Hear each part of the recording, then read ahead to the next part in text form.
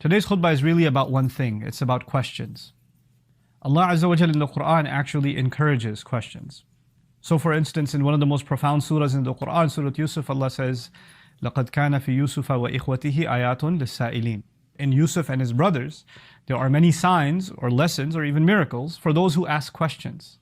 So the idea, sometimes Allah says there are ayat, there's guidance for people of taqwa, there are guidance for people of remembrance, there's guidance for the grateful people. And here Allah praises people who ask questions.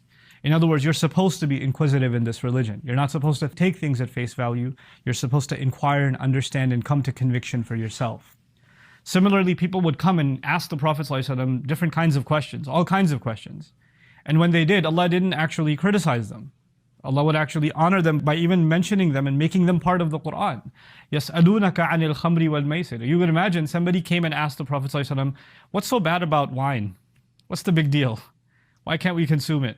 And you would imagine that Allah would reveal some kind of condemnation to the people who dare even ask. But that's not the case. And Allah could have just revealed the answer. You know how we believe that every word in the Quran is divinely revealed, is strategic, it has a purpose. Nothing is extra, nothing can be taken away, nothing can be added on. So everything is exactly in the amount and the qadar that it's supposed to be. The fact that Allah could have just said, alcohol is this, this, and this. It's good for you, it's bad for you, whatever Allah wanted to say. Allah actually first acknowledges the fact that they came and asked you. يَسْأَلُونَكَ عَنِ الْخَمْرِ وَالْمَيْسِرِ. They come and ask you. They ask you about alcohol or wine, they ask you about gambling. يَسْأَلُونَكَ عَنِ الشَّهْرِ الْحَرَامِ قِتَالٍ فِيهِ. They ask you about the sacred months. As a matter of fact, what's important for the people is not that part of the ayah. They ask you. Obviously, they know they asked. What matters to them is the answer. So why not just reveal the answer? This is actually one of the benefits of doing that, is Allah acknowledging, honoring the people who even came and asked. Acknowledging them. Now these people who asked these questions forever became a part of the Quran. Like we recite them when we recite these ayat. So questions themselves are actually a noble thing in this religion. And it's something that we don't condemn. As a matter of fact, from the very beginning, you find in the Quran, Allah Azza wa Jal, when He told us the story of the angels and the creation of Adam alayhi salam, one of the first things that starts that story off and creates the tension in that story is the angels actually asking a question. أَتَجْعَلُ فِيهَا مَنْ يُفْسِدُ فِيهَا وَيَسْفِكُ الدِّمَاءِ.